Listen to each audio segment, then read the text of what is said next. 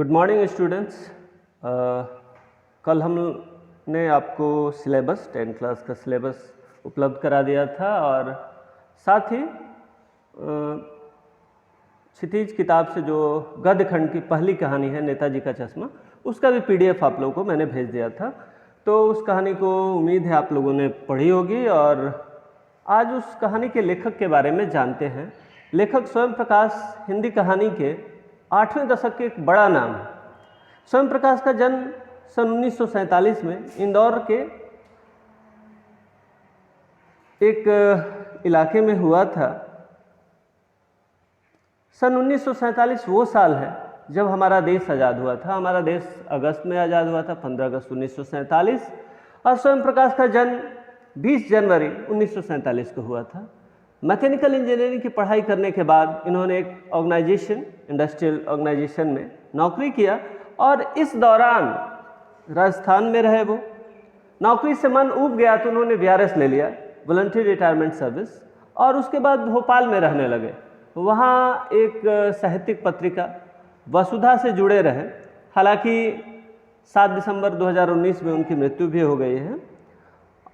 मगर कोई लेखक मर जाता है लेकिन अपनी रचनाओं के जरिए वो समाज में, लोगों के मन में हमेशा जिंदा रहता है। स्वयं प्रकाश वैसे ही लेखक हैं और इनके लेखन की विशेषता है कि इनके रचनाओं में, हालांकि इन्होंने कुछ कविताएं भी लिखी हैं, रचनाओं में ज़्यादातर आम जनजीवन दिखता है। आम लोगों के दुख, आम लोगों के दर्द, आम लोगों की परेशानियां, आम लोगों के जीवन की घटनाएं शामिल है।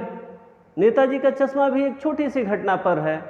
एक आदमी है, वो अपने काम के सिलसिले में एक शहर से गुजरता है और उस शहर के चौराहे पर उसे एक मूर्ति दिखती है। मूर्ति बड़ी उपेक्षित है और उस मूर्ति में उसे चश्मा नहीं दिखता है। चश्मा दिखता भी है तो बार बार अलग अलग फ्रेम का, और वो चश्मा मूर्ति पत्थर की होती है और चश्मा रियल होता है, प्लास्टिक फ्रेम का, कभी स्टील के फ्रेम का। और इस घटना को लेकर के एक पूरा परिदृश्य उभर के आता है कि कैसे लोग छोटी छोटी चीज़ों को नज़रअंदाज कर देते हैं, लेकिन एक लेखक उन चीज़ों को एक बड़ा मुद्दा बना देता है या विषय बना देता है और उस पर पूरी की पूरी कहानी लिख देता है। और वो मूर्ति सुभाष चंद्र बोस की होती है, जिसे नेताजी के नाम से जाने जाते हैं, और उसको लेकर के ये पूरी कहानी है। कहानी आप पढ़े होंगे तो निश्चित ही उन सारी चीज़ों से आप अवगत हुए होंगे। स्वयं प्रकाश की जो चर्चित किताबें हैं उसमें से है सूरज कब निकलेगा, आएंगे अच्छे दिन भी, आदमी जात का आदमी, संधान। इसके अलावा उपन्यास के रूप में उन्होंने बीच में विनय और ईंधन जैसे उपन्यास लिखे। पहल सम्मान, बनमाली पुरस्कार, स्थान साहित्य अकादमी पुरस्कार जैसे कई पुरस्कार स्वयं प्रकाश को मिले हैं। तो निश्चित ही आप स्वयं प्रकाश के बारे में, उनके कहानीकार की पृष्ठभूमि को आपने समझा है। परीक्षा की दृष्टि से आप क्या करेंगे कि स्वयं प्रकाश के जीवन की छोटी छोटी चीज़ों को आप याद रखें, जैसे उनका जन्म कब हुआ था, उनकी मृत्यु कब हुई, उनकी रचनाएं कौन कौन सी हैं। इसको लेकर के आप एक संक्षिप्त लेखक परिचय तैयार कर लेंगे। कुछ चाहें तो आप इन्फॉर्मेशन गूगल से भी सर्च करके नोट कर सकते हैं। तो उसके लिए मैं एक आपको फॉर्मेट दिखा दे रहा हूँ, जैसा कि आप स्क्रीन पे देख रहे हैं। आप किसी भी 9th क्लास में आपको मिले होंगे अलग अलग लेखक। कबीर को आपने पढ़ा है 9th क्लास में, या फिर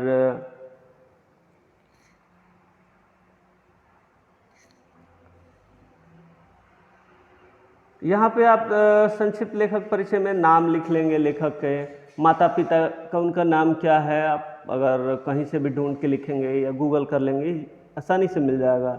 उनकी जन्म तिथि कब है, जन्म कहाँ हुआ था, शिक्षा कहाँ तक उन्होंने हासिल की है, उनकी प्रकाशित रचनाएं कौन कौन सी हैं। तो कुछ रचनाओं का कम से कम जो आपके किताब में लेखक परिचय के रूप में उपलब्ध है उन्हीं का नाम लिख लेंगे। उनको कौन कौन से पुरस्कार मिले हैं और बाय प्रोफेशन उन्होंने क्या किया है, लिखने के अलावा कौन सा काम करते थे जीवन यापन के लिए।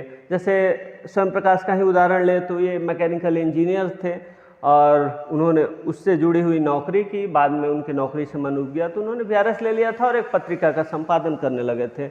इसके अलावा वो और किन चीज़ों के लिए जाने जाते हैं और उनकी मृत्यु कब हुई थी, मृत्यु का स्थान क्या था, ऐसा कुछ आप एक प्रोफाइल तैयार कर लेंगे एक पेज में। लेखक परिचय के तौर पे। तो आज के लिए आपका ये होमवर्क रहा और उम्मीद है आप स्वयं प्रकाश के बारे में और सारी जानकारियाँ हासिल करेंगे। तो ठीक है, आज की क्लास के लिए इतना ही। कल हम लोग नेताजी के चश्मा कहानी पे चर्चा करेंगे। Thank you.